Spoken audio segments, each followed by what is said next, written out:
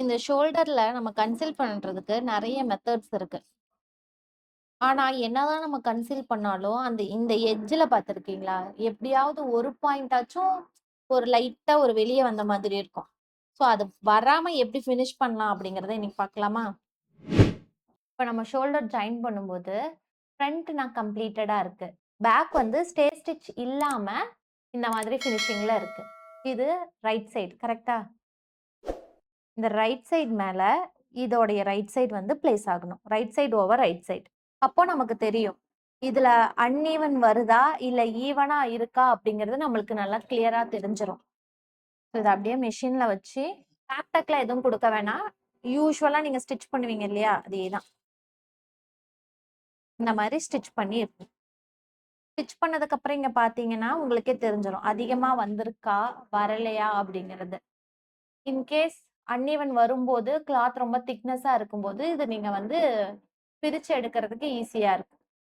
இப்ப நான் இங்க ஒரு ஸ்டிச் குடுத்துருக்கனா, இதுக்கு மேல இந்த லைனிங் கவர் ஆகுற மாதிரி குடுக்கணும். குடுத்துட்டு இத அப்படியே டர்ன் பண்ணீங்க அப்படின்னா, இந்த ஸ்டிச் நம்ம ஆல்ரெடி குடுத்த ஸ்டிச் தெரியும். இந்த குடுத்த ஸ்டிச்லயே வந்து இத வந்து ஸ்டிச் பண்ணிடணும். பண்ணிட்டு இந்த இடத்துல எக்ஸஸ் ஃபேப்ரிக் இருக்கு இல்லையா? இந்த எக்ஸஸ் ஃபேப்ரிக்க இப்படி நான் ஸ்லாண்டிங்கா கட் பண்றேன்.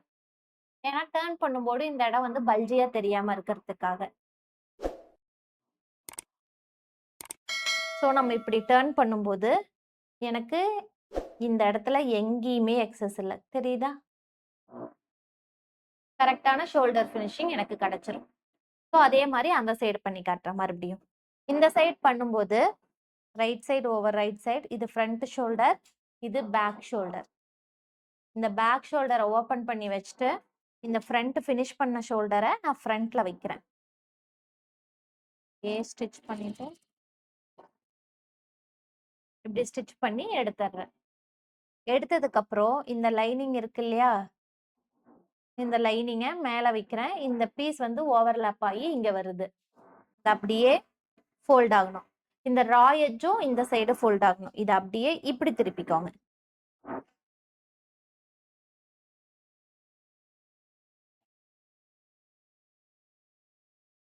டர்ன் பண்ணிட்டு, இந்த எக்ஸஸ வந்து ஸ்டிச்ச கட் பண்ணிறக்கூடாது. அதோடைய மேல மட்டும் எக்ஸஸ இப்படி கட் பண்ணிடணும். கட் பண்ணிட்டு இப்படி ஓப்பன் பண்ணீங்கன்னா, நமக்கு ஷோல்டர் கிடைச்சிரும். எங்கேயுமே நம்மளுக்கு இந்த பல்ஜியான இங்க பல்கா உள்ள இருக்கறனால தான், இது நமக்கு இங்க வெளிய வருது. ஸோ இதையே நம்ம இங்க கட் பண்ணும்போது, கட் பண்ணி தானே நம்ம டர்ன் பண்ணியிருக்கோம். அப்படி டர்ன் பண்ணும்போது, இது உங்களுக்கு ஓவர்லேப் ஆயி வராது. இங்கேயும் ஃபினிஷிங் நீட்டா இருக்கும். இங்கேயுமே நமக்கு கரெக்ட்டா கிடைச்சிரும். ஓகே. இத கண்டிப்பா ட்ரை பண்ணி பாருங்க. Thank you.